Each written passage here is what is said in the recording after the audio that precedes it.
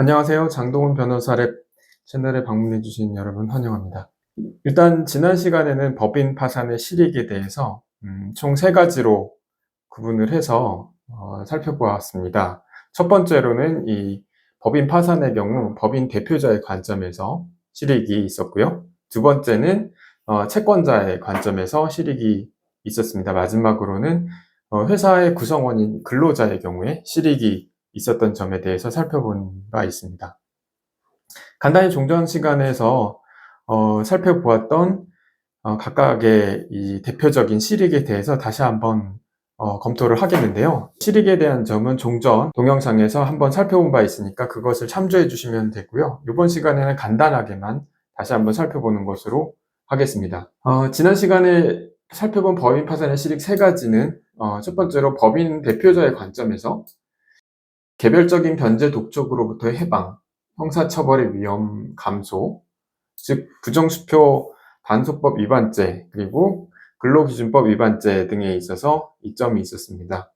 그리고 채무자 대표자의 새로운 출발의 관점, 그리고 개인 파산 내지 회생 시 법인 청산 과정에서 일부 변제로 법인 파산 시 채무가 일정 부분 감소되는 부분이 있었던 점에 대해서 살펴보았습니다. 두 번째로는 이제 채권자의 관점에서도 살펴보았는데요. 채권자 입장에서는 개별적인 강제집행 부담이 해소되고 공평한 채권이 변제되며 부실 채권 그리고 대손 경비 처리가 가능하다는 점이 그 실익이 있었습니다. 마지막으로 회사 근로자의 경우에는 회사가 파산이 됐을 경우에 고용노동부로부터 채당금 우선 지급받을 수 있는 장점이 있었습니다. 최종 3개월분의 퇴직금, 최종 3개월분의 임금, 3년간의 퇴직금, 그리고 최종 3개월간 휴업수당 같은 경우 등이 고용노동부로부터 이제 우선 변제를 받기 때문에 이 부분에 대해서 실익이 있었던 점을 살펴보았습니다. 그리고 이제 마지막으로 임금, 퇴직금 등은 전액 재단 채권이 되고 수시로 변제 가능하다는 점. 이런 점에서 크게 3가지를 살펴보았습니다. 이것은 뭐 종전 시간에서 살펴본 바 있으니 종전의 영상을 통해서 확인하시면 됩니다.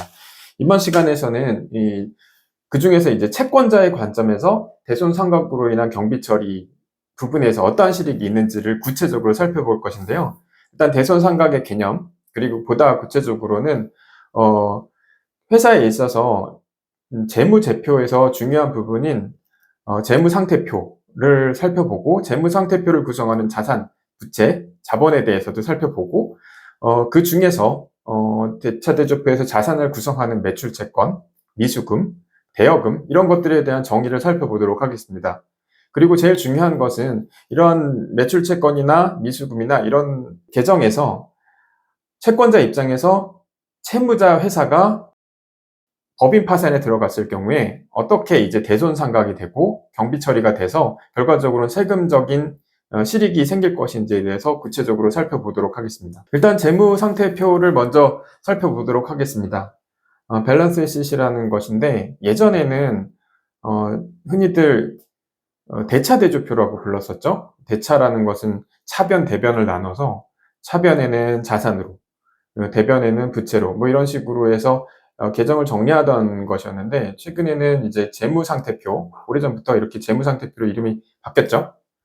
그래서 재무상태표라는 것은 그 정의를 한번 살펴보도록 하겠습니다. 특정 시점 연말에 결산을 한다고 가정하면 연말을 기준으로 회사가 가진 재무상태를 기록한 장부라고 볼 수 있습니다.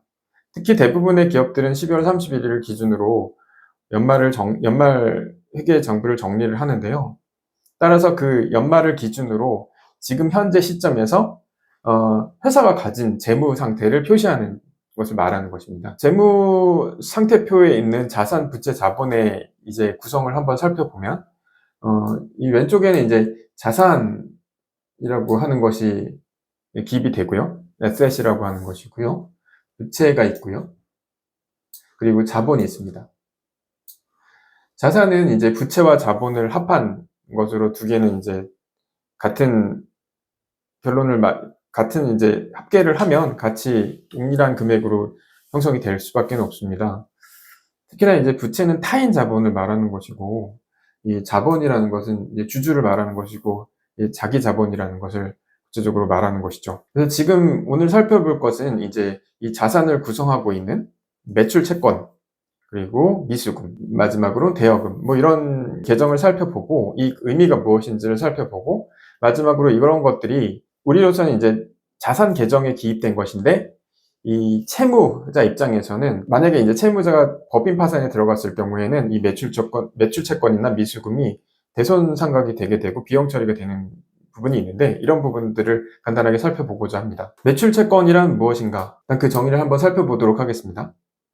일반적인 영업활동에서 상품 등을 판매해서 발생한 채권입니다. 대부분 이제 회사는 주력으로 하는 영업의 범위가 있을 것인데요. 뭐 이를테면 뭐 시멘트를 파는 회사 같으면 이 시멘트를 외부 회사에 공급하는 경우에 만약에 이 부분에 있어서 이제 매출 채권이 계상되는 것인데요. 일반적으로 내가 영업활동을 통해서 주된 것이 뭐 시멘트를 팔거나 아니면 뭐 페인트를 팔거나 이런 회사 같은 경우는 주력으로 경상적인 영업 활동을 할 때 발생하는 그것으로 발생하는 채권을 매출 채권이라고 하는 것이죠. 미수금을 살펴보도록 하겠습니다. 미수금이란 일반적인 영업 활동 외의 상품을 판매해서 발생하는 채권입니다. 이 매출 채권은 영업 활동에서 발생한 채권이고요. 미수금 영업 활동 외의 거래에서 발생한 채권이죠. 아까 말씀드렸듯이 일정한 물건을 제조해서 판매하는 회사일 경우에도 부수적으로 영업활동 외에서 역시도 판매할 수 있는 사례가 생길 수가 있습니다. 그래서 늘 이제 영업에서 발생하는 채권만 있는 것은 아니죠. 그래서 영업활동에서 발생하는 정상적인 일반적인 채권의 경우는 매출채권이라고 하고, 이렇게 영업활동 외에서 발생하는 채권 같은 경우는 미수금이라고 칭하고 있습니다. 마지막으로는 대여금으로 보겠습니다. 대여금이란 금전 대차 거래에서 발생한 채권입니다. 이는 이제 단기 대여금과 장기 대여금 이렇게 나눠지기도 하는데 그 구분 기준은 1년을 기준으로 합니다.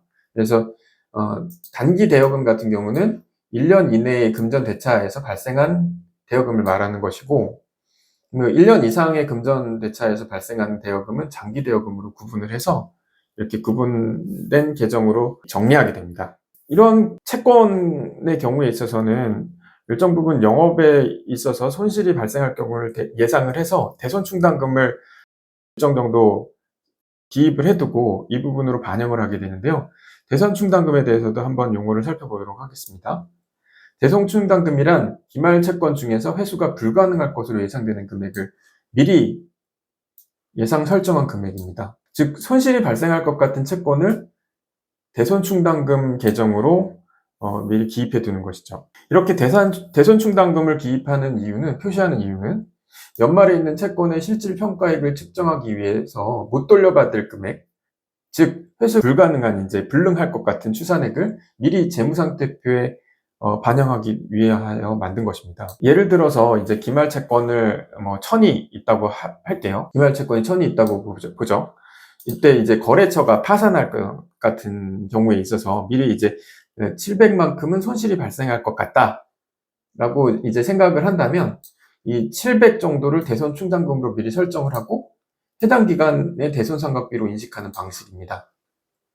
이것을 왜 살펴봤냐면 이 대손이 실제로 발생할 경우를 확실하게 예상하는 경우가 있을 수도 있지만 대략적으로는 이제 예상하는 경우로 판단해서 기입하는 정도가 있을 수 있죠. 근데 만약에 이제 채무자 회사가 매출 채권을 가지고 있는 채무자 회사든 아까 말했듯이 미수금이나 이런 쪽으로 채권을 가지고 있는 채권자 회사로서는 채무자 회사에게 채권을 가지고 있을 때 실제로 채무자가 파산 신청을 해서 파산 선고가 됐을 경우에는 채권자로서는 이 부분에 대해서 법적으로 비로소 이제 대손금으로 확정될 수 있는 것입니다. 그래서 이런 실익이 있는데요.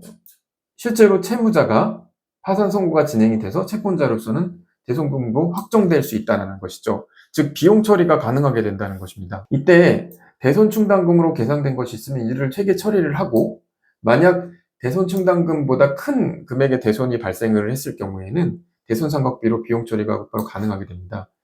이게 이제 채권자로서는 아까 살펴본 것처럼 채권자 입장에서 법인 파산 시 법적으로 비용 처리가 되는 부분에 있어서 실익인데요. 즉 채권자로서 법인 파산 시 유리한 점 중에 하나라고 볼 수 있습니다. 법적으로 대손상각을 비용 처리하게 된다는 것이죠. 다시 이제 이 부분에 대해서 총괄적으로 정리를 한번 해보도록 하겠습니다. 지난 시간에 살펴본 것처럼 법인 파산에 있어서는 세 가지 실익이 있었는데요.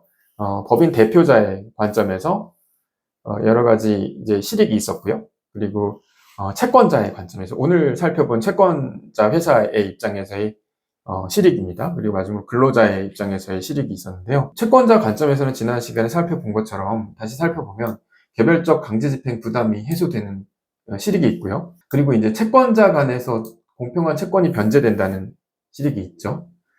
즉 개별적 강제집행 부담 해소라는 것은 자신이 비용을 들여서 추심을 하던가 재산을 찾아내서 압류 추심을 하던가 하는 이런 비용 부담에 있어서 파산 관제인이 선정이 돼서 파산이 진행이 되면 개별적 강제 집행을 할 필요성이 줄어들게 됩니다. 파산 관제인이 채권자를 확보를 하고 채권자에 대한 채권에 대해서 적정한 금액을 변제를 하거나 하는 조치를 미리 선제적으로 취하기 때문이죠. 마지막으로 이제 부실 채권 대손 경비 처리가 가능하다는 점, 이 부분이 오늘 살펴본 것입니다. 채권자로서는 이 매출 채권이나 미수금이나 대여금으로 계상되어 있던 이 채권이 언제 이 비용 처리가 손익계산서상 비용 처리가 될지에 대해서는 이렇게 확정을 미리 지을 수는 없는데 지금처럼 채무자 회사가 법적으로 파산이 된다면 이 부분은 자동적으로 경비 처리가 되는 부분이 됩니다. 따라서 채권자 입장에서는 대손 경비 처리로 가능하기 때문에 결과적으로 경비 처리된 부분만큼 비용 처리가 돼서 세금적인 이득을 취할 수 있게 되는 것이죠. 오늘 살펴본 것을 이제 세 가지로 정리를 해보도록 하겠습니다. 이렇게 이제 채권자 입장에서의 실익을 살펴보면서 이 기업의 재무상태표에 대해서도 살펴보았고요. 이 재무상태표는 연말을 기준으로 한, 예를 들면, 회계 연도가 연말이 아닐 수도 있겠지만, 대부분의 회사들은 연말을 기준으로 하기 때문에, 연말을 기준으로 한 기업의 재무상태임을 살펴보았고요. 재무상태표를 구성하는 것은 자산, 부채, 자본, 이렇게 구성되어 있는데, 특히 이제 자산상에서 매출채권, 미수금, 대여금 등의 용어에 대해서도 살펴보았습니다.